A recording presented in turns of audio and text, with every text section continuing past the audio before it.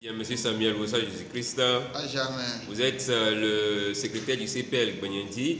Avec l'avènement de Covid-19, le 20 mars dernier, les églises ont été fermées.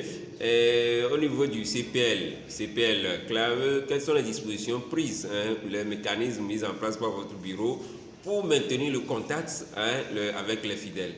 Oui, pour maintenir le contact avec les fidèles, le curé, dans un premier temps, a essayé de convoquer une réunion avec les responsables uniquement et nous avons pris certaines dispositions. Et dans ces dispositions, il s'agit de faire passer les communiqués à travers les réseaux sociaux. Vous n'êtes pas sans savoir que sur notre communauté, il y a plusieurs groupes et associations.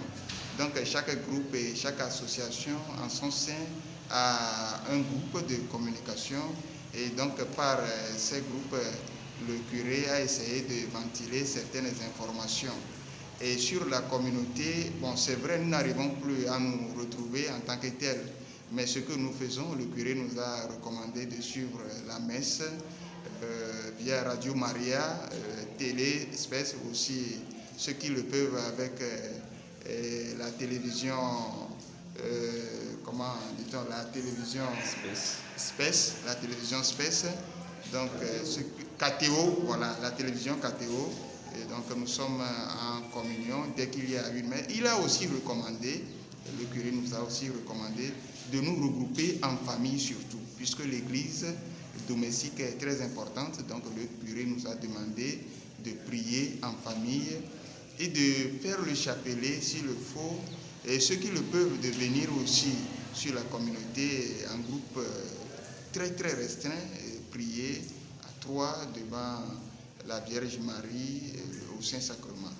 Disons que pendant ce temps, ça a été un temps un peu difficile pour nous, mais le curé a essayé de nous mobiliser par le canal de ces réseaux sociaux et que nous étions tous en communication, en communion, en union de prière. Tout ce qui se passe dans l'église en général, nous sommes aussi en union avec l'église, en communion avec l'église. Oui, au niveau de la communauté de Gbenyandi, quelles sont les leçons que vous tirez de ce Covid-19? Oui, disons qu'avec ce Covid-19, il y a des leçons très intéressantes. La première leçon, c'est que nous avons vécu l'église en famille, à la maison. L'église en famille. Quand bien même Covid-19 nous a empêchés de venir à l'église, nous nous retrouvons en famille, en église, à la maison. Et c'était très beau.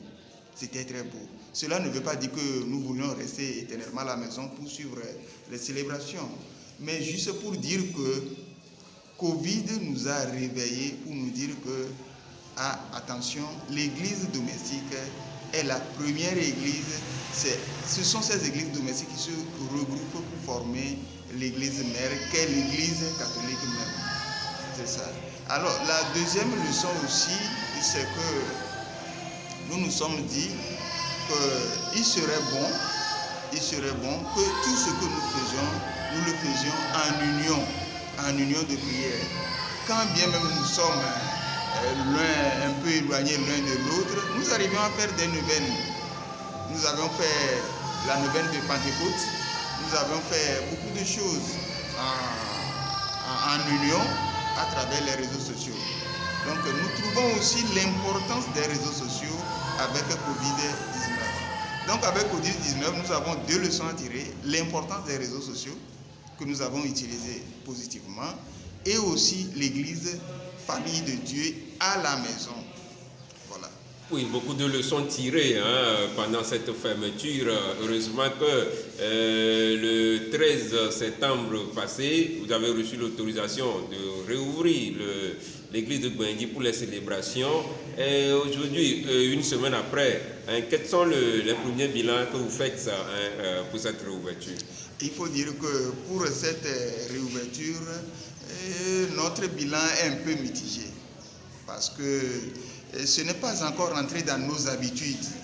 Ce n'est pas encore rentré dans nos habitudes de venir à l'église, séparés les uns des autres, aller à la communion avec des consignes, faire la quête avec des consignes, mais on apprend.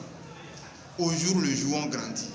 Et ce matin même, je dirais que les choses ont commencé par évoluer positivement et que nous arrivons à gérer cette situation.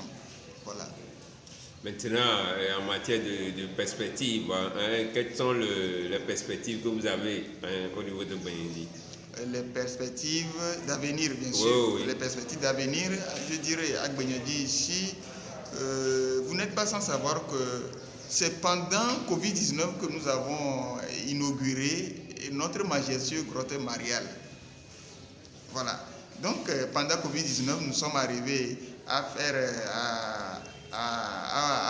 ouvrir notre grotte mariale. Et je vous signale en passant que nous avons la plus belle et la plus jolie statue de la Vierge Marie de notre doyenné.